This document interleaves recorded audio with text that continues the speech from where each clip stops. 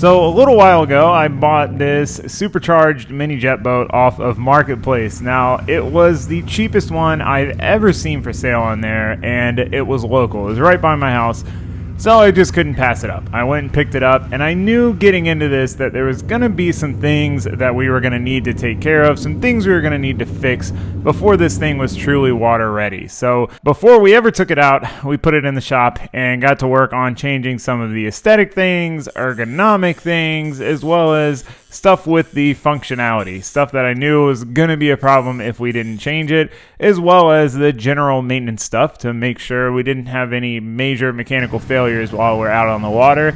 And then it was time to take it out and give it a shot and see what it's got and see what other problems we are going to find. And right off the bat, we found some more problems. The reverse spray, but the biggest one being this thing initially would not even get up on plane. It seemed like it was down a cylinder or two, which is saying something considering it's a 3-cylinder engine. And after tinkering with it some and picking it back out and cruising it around, I did manage to get it to finally clear up and start to run right, but we ran smack dab in the middle of problem number 2, and that was that the engine was instantly hitting limiter when you floored it, which means that the jet drive, the pump, is cavitating. So we got a cavitation issue to deal with now, and we very quickly found the culprit to that problem. Our carbon seal, which is what seals the drive shaft from the jet drive, is leaking. So that not only causes our cavitation issue, but means the hull is just filling with water. So before we took this thing back to the ramp, I decided to rip it around a little bit and just see what it's got, give myself some motivation to do the rest of the work that's going to be needed to be done on this thing. And we found problem number 3, which is that if you rip on it hard for a couple minutes, you get an over-temp alarm. So with all of that figured out, fact-finding mission complete, we know now what we need to do.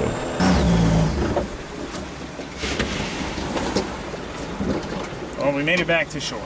So with this thing back in the shop, the first thing I wanted to tackle was that misfire issue. So I went ahead and pulled the plugs out of it, and they were looking pretty crusty. Now, that problem never came back after the engine cleared itself up, but it didn't want to take any chances on having to deal with it later. So I wanted to take the extra step of looking at the injectors as well. I went ahead and pulled the intake to the supercharger off so that way we could pull the rail off and get these injectors out and toss them in my injector cleaner and clean out any potential gunk that may have built up in these from the boat sitting around. That is the downside to boats, is they do tend to sit around a lot. So after a quick cleaning session, I wanted to throw them on the tester and just make sure that they all flowed relatively evenly. We didn't have one that was stuck open, one that was stuck closed that could be causing some major problems down the road and some major engine damage. So once all of those checked out, we could re-grease the O-rings and get these installed back in the engine.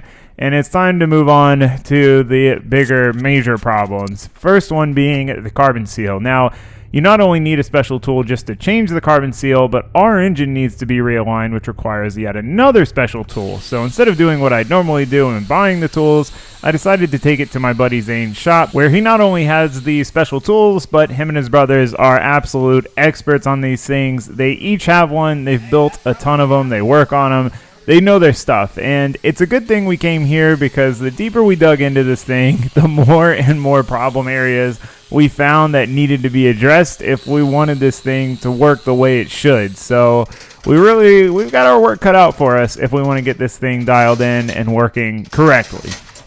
I'm going to pull the boat forward. I mean, it's close. I can't.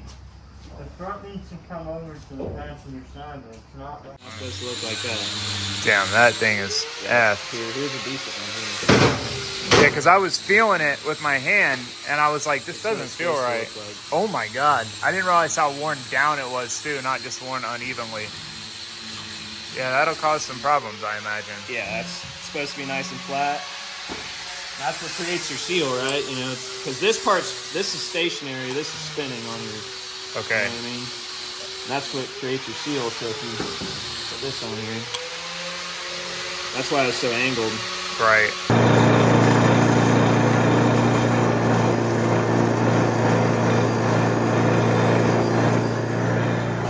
All right, status report. Had to lift the engine to get this motor mount, which one of the bolts, the nuts are spun. We basically, the front of the engine needed to shift over. The holes are kind of in the wrong spot. And the only way to do that was to take it out and modify it. All right, we're on engine install number 3. We had to drill all new holes with new rib nuts because the holes were so far off that they wouldn't even line up. You got the right method just getting in there entirely.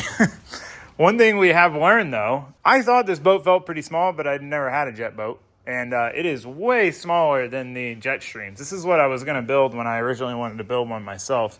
So this is a 12 foot, right? Yeah, that's a 12 foot. So this is a 12 foot. That's supposed to be, that's an 11 foot, but the measurement's different. This is probably 2 foot wider. Yeah, at least. It is way wider and much longer because that 11 foot doesn't account for the swim platform, whereas mine probably does, and it doesn't even really have a swim platform. Not hating on my boat, but I think this is a much better design. If I was going to build one myself, this is what I would do. And I would do a 12 foot for sure because they have the 4-seat deal. So, I mean, I don't know if you'd ever put 4 people in it, but this lifts up and then you can easily get access to the engine. This is a 10 foot and it's still way bigger than mine. It's definitely a good bit wider. And it's a lot more square now that I'm looking at them side by side. Like my boat tapers the whole way up and this stays wide and then just curves in at the very end. Here's a good look at the carbon seal. That's why we're in there doing it. That's what it looks like in. So this is held in place with like a snap ring, and then this boot is putting tension on that carbon seal, and this is the pump. So water's in here. So this is the only thing stopping water from coming in here, and this is how it's connected to the engine. So it's kind of a necessary evil. You got to get the engine drive power out to the prop, but the only way to do that is to go through the water. So that's what was leaking on mine. So this is a Sea-Doo engine. This is a 300 horsepower. This is out of this, I assume. Yeah, so this is a 300 horsepower Sea-Doo engine.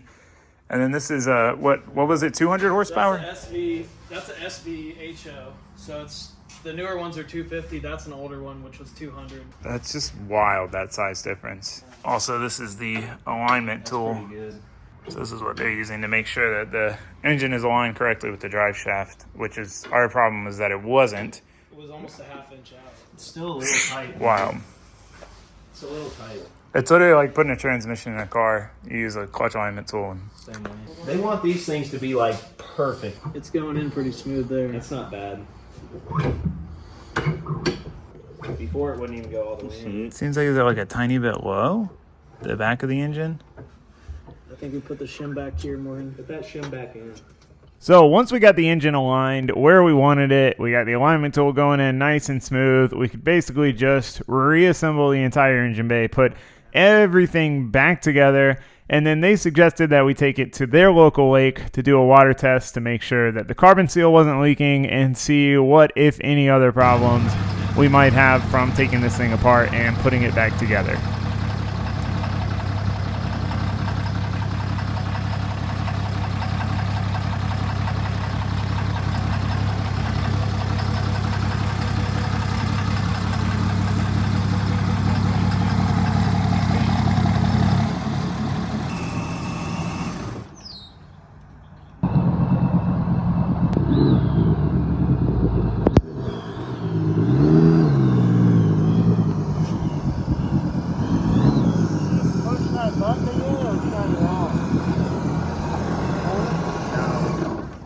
I wondered about that too. Yeah, it does. I just did it. Oh, really? Yeah, I shut it off with the button. Oh. You just have to hold it You don't in. want to take this bolt out and reset it. Oh, I see it. But Is the when you carbon back seal the leaking? boat- No, it's not leaking. Yeah, don't run it for a second.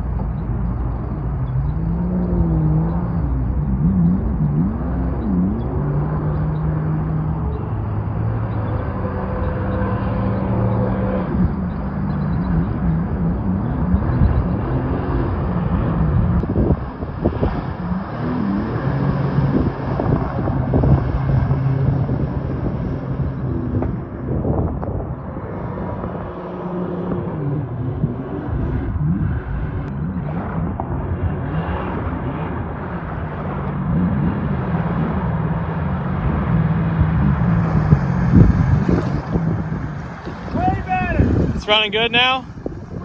It looks like it's hooking up. Way better. It looks like it's cornering a lot better. Yeah. It's when you said that it kind of corners like a drift car, I was like, wow, that makes a lot of sense. Standing like, oh yeah, This boat hooks up way more than the jet streams do. Like the jet stream will slide. It's a real flat bottom. Looks like it hooks up. It hooks up, but you do feel it slide a little bit, which even this one does. I hadn't thought about the fact that it was sliding, and now I'm like, oh, that makes a lot more sense as to what's the happening. back end slides because the front's V'd, the back's not as V'd. Right. So Are you trimmed all the way up or all the way down? The trim doesn't work, so it's all the way down. Yeah, it was plowing. The nose was definitely plowing. So I think if you trimmed up just maybe to the middle, it would probably ride a lot better. What? Can we manually make it I think if we adjust that, we can lock it in place. There's enough room to it would ride 100 times better if you trimmed it up. Yeah. Yeah, it's digging in the front. That's why you're getting so much spray. That would make sense. shot is good though. Yeah, but you could probably put a new actuator on there. I put one on. It's like the actuator is like this, and then there's a heim joint this way. So when the actuator goes, it just turns the heim joint. But I tried to manually, like with that cable unhooked, I can't move it. It's like stuck. Yeah, you definitely need to be trimmed up. It's digging in, like when you That would floor make it. a lot That's of why you're sense. getting so much spray off the front. Because you feel it, like. Because really, it shouldn't have that much weight on the front. See, before the bilge pump was been on this whole time. It wasn't cavitating like it was before. No, definitely not cavitating, even on turn. I'd be curious to have the hood open while you're driving and see how much more water's pouring in. Leave it forward. Yeah, I don't think it's leaking now. Go ride it again. That's a new hood shot.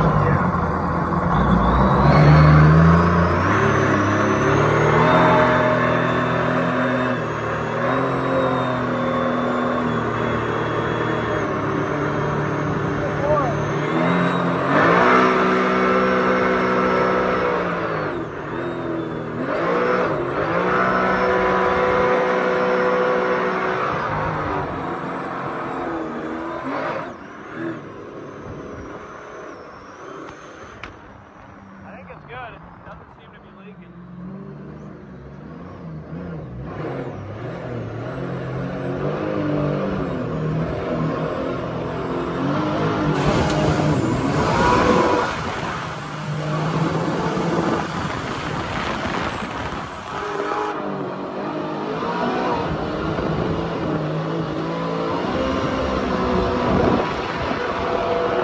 If you go like up in the weeds and use it as like a track and follow the shoreline, you can kind of like drift around it. I can see that.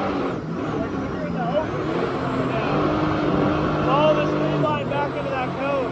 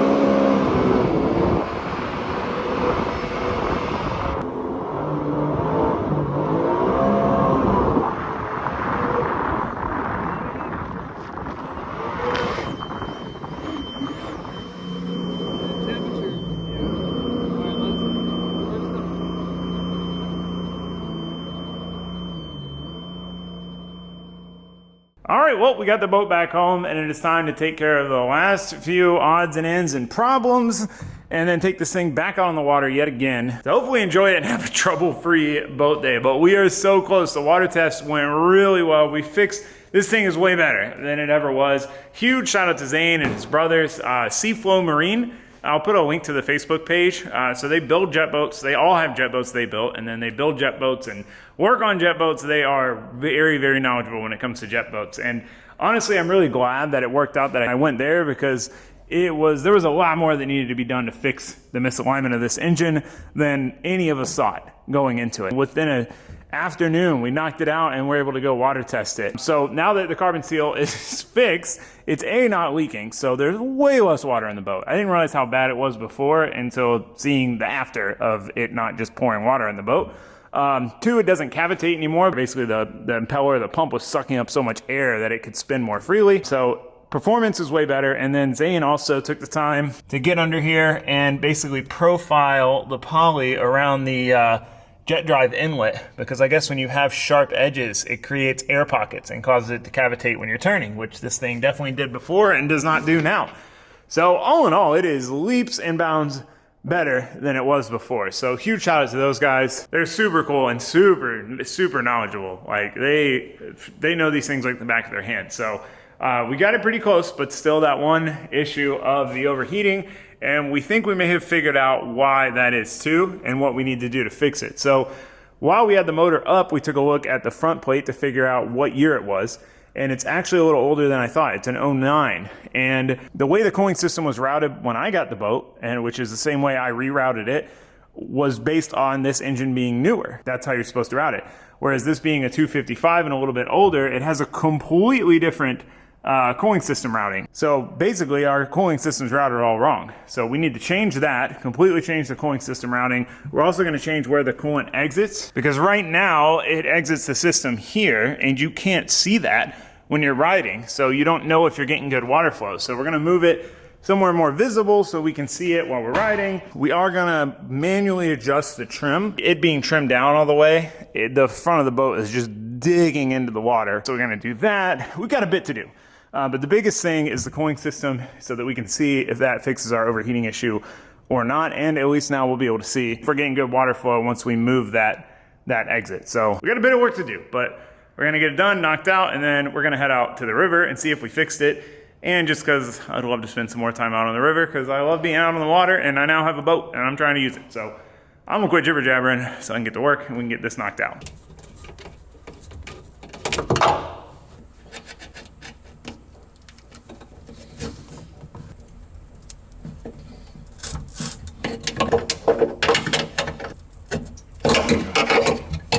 This thing is junk, it's plastic. I'm probably gonna have to cut it off. So before I committed to cutting this through hole out and just tossing it in the trash, I decided to make sure that my backup plan was gonna work. So what we're gonna do is use the bilge pump through hole that I had just installed for my secondary bilge pump as our exit, so that way we don't have to wait till we get a new through hole and put that somewhere else. And we also minimize holes going through the back of the boat. So once that was done and I kind of confirmed that the hoses would all reach that location, it was time to basically tear all these hoses out and start working on new ones and new routing. So what we're changing more or less is, instead of the coolant flow going in one steady path around the system, you know, from the intercooler to the exhaust, from the exhaust to the engine, from the engine to the oil cooler and out, we're splitting it after the intercooler, and half of it's going to the engine and half is going to the exhaust, and then they're both going to meet up and merge back together to exit. So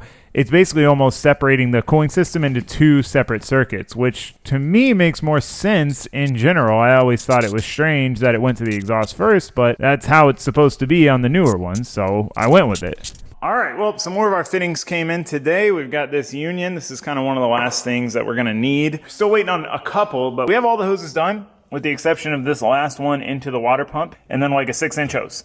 And then the cooling system is done. So that is good news. But the even better news is, before I called it a night, something I wasn't sure how I was going to tackle is trying to modify the trim to have basically the trim centered instead of pointed all the way down. So I started messing with it, and there's no more adjustment here, so I couldn't get anything out of that. But I went in here where it is at the actuator, and I managed to get it adjusted. But not only that, I managed to unstick the cable. The cable was stuck in seized. So I replaced this actuator when I got the boat because the old one was bad, but it seemed like it didn't have enough travel to really do much. But the problem was that the cable was seized. So once I unstuck the cable, we now have enough travel to actually adjust our trim. So it's even better than I thought. I was hoping to just manually set the trim and lock it in a better spot, but now we should be able to actually adjust the trim. So I'm stoked that it seems to be working. We're waiting on those fittings. We've got to weld that hole up in the back there, and then batteries, and then party, I think.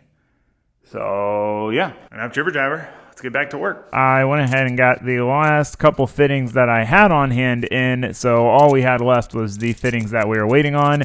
It's been a bit of a debacle with fittings, but we're almost there. I can see the finish line is in sight. So with the trim now adjusted center, we basically have to adjust the steering turnbuckle so that the steering wheel is center. That's the one downside with the way this trim works is as you trim up, it basically off-centers the steering wheel. So we're setting it to where in the middle of the trim, the steering wheel is center. So if we go up or down, it'll be off, but most of the time, it'll be right. And with that done, we can move on to plugging up this big hole in the hull. So fortunately, this is one thing that I really like about having an aluminum jet boat is I know how to weld and fabricate. So if I ever need to fix something, plug something, change something, I just weld it. I just weld another plate on. So instead of having to fiberglass this or whatever, I just cut out a little piece of scrap aluminum that I had lying around, heat it up with a torch, and burn it in with the TIG welder. Now, I will say, this being dirty aluminum and the position, I was on the struggle bus. This is probably some of the worst aluminum welding I have done in years, and I'm not trying to make excuses. I'm just saying it was not good.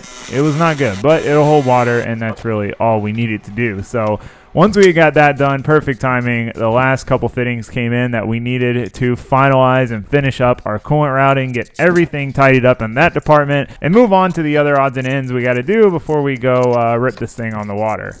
All right, well, cooling system is officially wrapped up. Everything's rerouted how it should be, how it's supposed to be for this engine. We got all of our combination of fittings to work. So basically, sand trap, intercooler, out of the intercooler to our first Y here, and that's where it splits off to the back of the exhaust.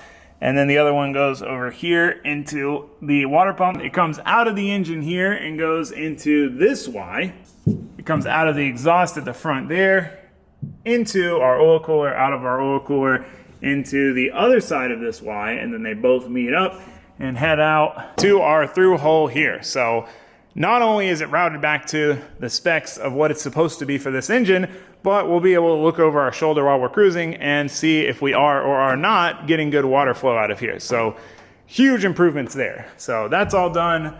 Holes patched up. I even threw some silicone on it just to be safe. So with that done, we still got a few things left to do. The first thing is something I've just been itching to do, and that is putting on our new trailer wheels and tires. As you can see, these are a lot beefier than the little bicycle tires that are on this thing. I just don't trust these tires. So I want to get these tossed on and make sure they fit. If they do, then those will just become our spares, and we'll move on to the rest of the stuff. So that being said, we are cruising right along. Very, very happy to finally have all the fittings figured out on the cooling system side and that done and dusted. Hopefully it does the trick. We'll hopefully find out tomorrow, assuming we get the rest done. But we're not gonna get the rest done unless I quit jibber jabbering and we get to work. So let's do that.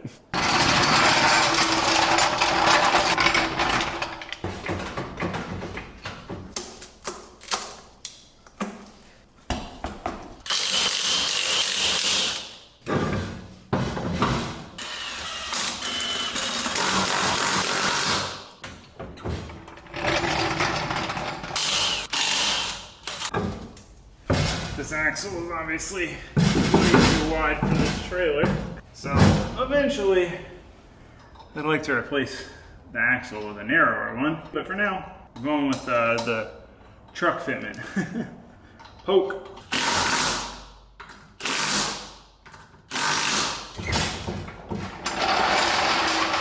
Oh yeah, now we got some meat. Larry Hoover's on the trailer.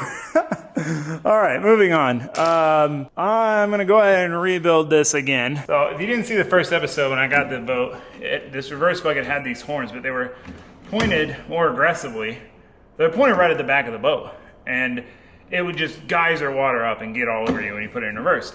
So I cut them and re-welded them and angled them down so they would go under the skid plate. And it helped, but it's still not ideal. It still sprays water up, and you avoid using reverse as much as you can. So I like to be able to use reverse. So I'm probably gonna get a replacement bucket, just buy another stock bucket and swap it on. But for now, we can at least cut these, plate them, and then it'll be kind of like just the stock reverse bucket, and see if that even solves our problem or not. So yeah, let's take this thing back off and do some more welding. Hopefully this one turns out better than my patch did. That was not my best work.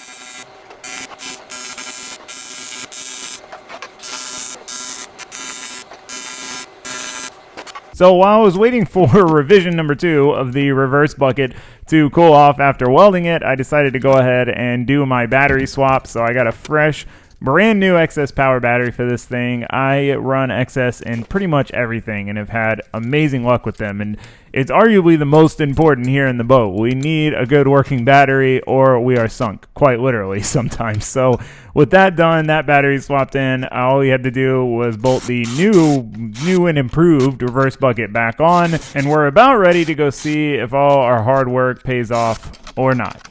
Could have made it worse. Don't know. All right, reverse bucket revision number 2 is on. Hopefully that does the trick. Got our new XS power battery in. That's like one of my favorite upgrades to do to a vehicle. They're such good batteries. They work well. The other one was definitely on its way out. Better safe than sorry. So I actually have a second one that I'm still gonna put in, but right now I'm still unsure what I'm going to do about this side of the engine bay.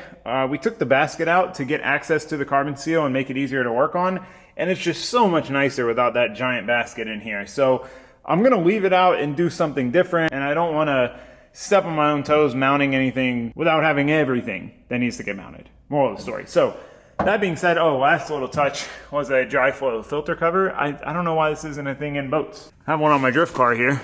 Keeps big chunks of water out so you don't suck water up in your air filter. This is a boat that goes in the water, so we've got that on. We're pretty much ready to go. I've got all my stuff crammed back here for now since we don't have the basket. We still got room. We got my tool bag up there. We got our rope. As far as I know, we're ready to go. It's time to kick the tires, light the fires, and see what happens, and see if we finally once and for all sorted out this cooling system issue. So I'm gonna get this thing hooked up and we'll tow it down to the river and see what happens.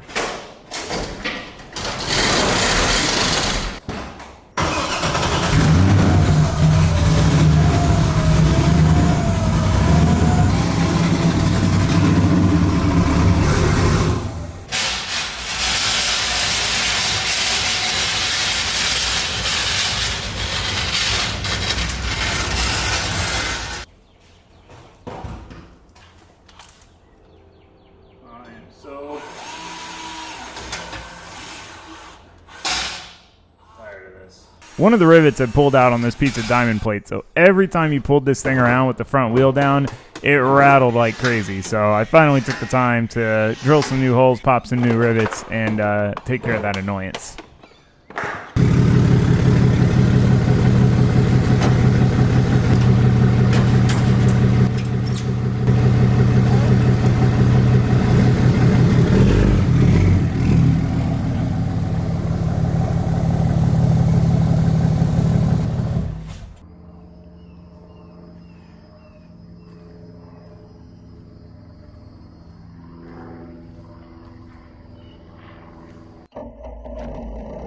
So before we even got the chance to leave the ramp, I found out that one problem is even worse than before. Our reverse bucket is spraying even more now that we have the horns removed. So that's something we need to address, but the main thing is to see if it rips and it cools well and we don't get any over temp alarms. And unfortunately, within a few seconds of going full throttle, we got an over temp alarm. But this time was different. Before it was an engine over temp alarm, and now we're getting an exhaust over temp alarm. And this is right after changing the cooling system routing. So something's got to be off. Something's got to be wrong. It's got to be something simple that's causing this temp alarm to go off, because there's no way this thing overheated in 30 seconds of runtime.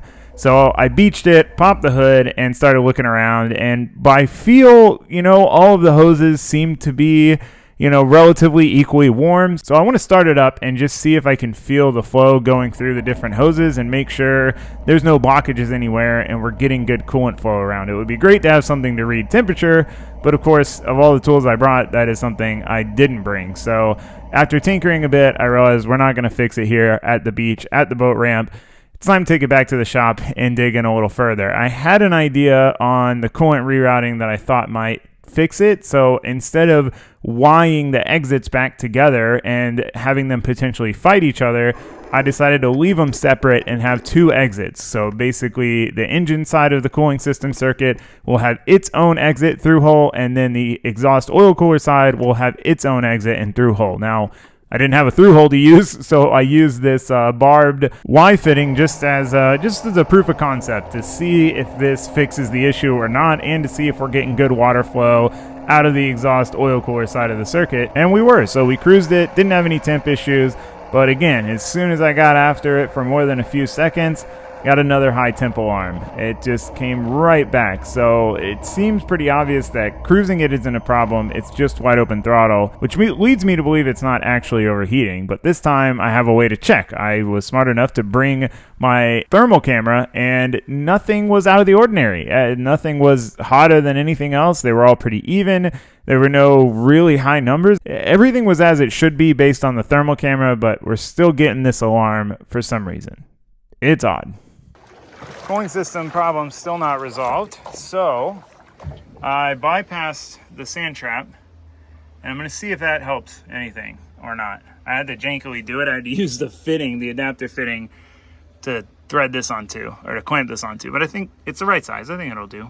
So bypassing the sand trap, definitely a bit of a long shot, but I'm willing to try anything at this point, especially something that I can do on the water and immediately find out if it fixed it or not. So I decided to cruise back and not rip on it till we got close to the ramp so that I didn't have to deal with the high temp alarm. I was feeling the water coming out the whole way there, and the temps felt normal. Nothing felt odd. It wasn't extremely hot, nothing like that.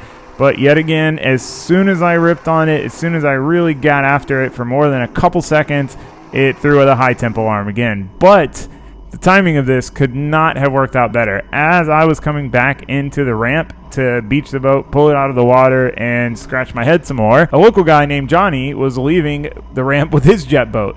We would have crossed paths at the perfect time. So I beached it, he beached it, and we ended up chatting and kind of mentally troubleshooting what could be the cause of this. All right, well, my through hole came in, so we were able to get rid of that Y. That should help me look at it too, because it was coming out of the backside of the Y. And it seems to be working. We've got really good flow out of here. We've got really good flow out of there. The thermal camera checking everything. The hottest thing I saw was the exit here, and it was 145, which is right where it should be. Nothing was hot, So I believe our over temp alarm is something else, because the temp sensor that's going off now is in this aluminum canister, our resonator for the exhaust here. And this was really cool. It was like 105, 110 degrees. So I find it hard to believe that this thing's actually overheating the exhaust side. So I went ahead, I pulled the sensor out, I cleaned the contacts, ohmed out the wires, ohmed out the sensor, cleaned the sensor, put it all back together. So what we're going to do is we're going to go back to the river, hopefully third time's the charm, try this thing out yet again, and see if it fixed it or not. I do have a sensor on the way, but it's easy enough to dunk it in and just see what happens to us. And, hey, it's a good excuse to go down to the river. So that's what we're going to try to do. See what happens.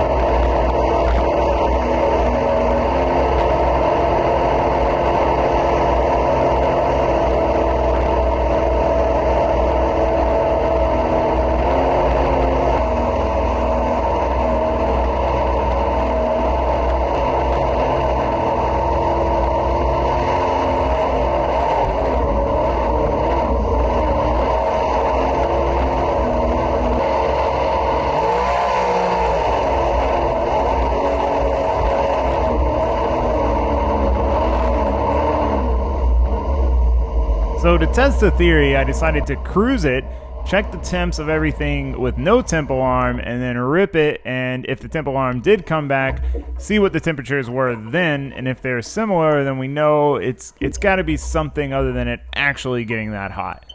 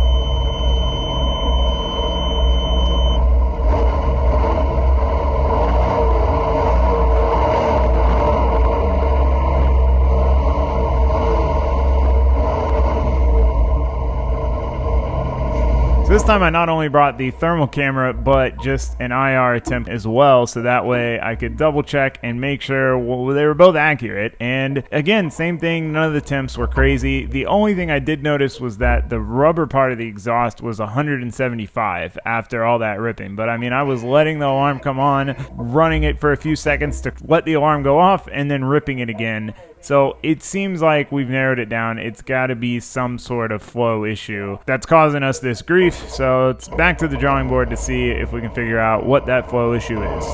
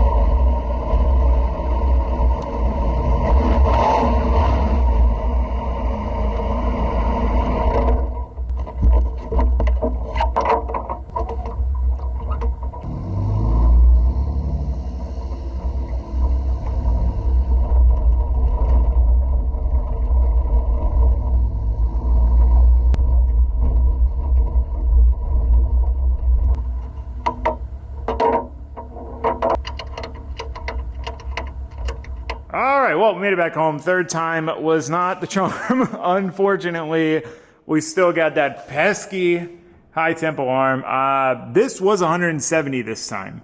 So I'm wondering if it's a flow issue through the exhaust. I don't know. My main goal going back out today was just to play around with different scenarios and see for sure what replicated the issue. And it's consistent across the board. I can cruise at 30, 35. I can idle around. None of that is a problem. It's wide open throttle. As soon as I hit wide open throttle for more than a couple seconds, it immediately blares the high temp alarm. And then if you idle it or off plane cruise it for 10, 15 seconds, it goes away. So I think it's got to be a flow over the sensor issue, but there's not enough flow and it's reading steam. There's steam coming out the exhaust kind of all the time. I don't know if that's normal. I would think it is, but maybe that's a sign that we're not getting enough flow. I've got to dig in deeper. I've done all I can do with what I have on hand to change, try, modify, and we're kind of stuck. But that being said, man, I'm having a great time with this. Even with those pesky problems, being able to just go take this thing out on the river, which is basically in my backyard, work on it on a riverbank under some shade trees, you know, I mean, how bad can your day be when you're chilling on a river under some shade trees, tinkering with your boat? Like, regardless of if we fix it or not, I'm still having a great time. They're enjoying the process. And aside from the temp issue, this thing is leaps and bounds from where it was before. You know, fixing the carbon seal, now we have no cavitation. Before, if you floored it, this thing would just instantly hit limiter. And the water ingress is night and day difference. Before, I had to turn the kill switch off when I beached it because it would just get so much water in it that the bilge pump would just turn on pretty much all the time. So I just wait till I got riding, let it pump it all out at once. Now, the bilge pump never came on both rides, or all three rides, I should say. The first one was short, but both long rides never came on. Never got enough water in here. So that's huge. You know, that's, at least then, if you do have engine troubles, you're not worried about also sinking. So I'm glad we've got that sorted. The trim, fixing the trim, even just adjusting it to center, made a world of difference. Before, after the cavitation was fixed, wide open for a while, this thing would just get to about 45.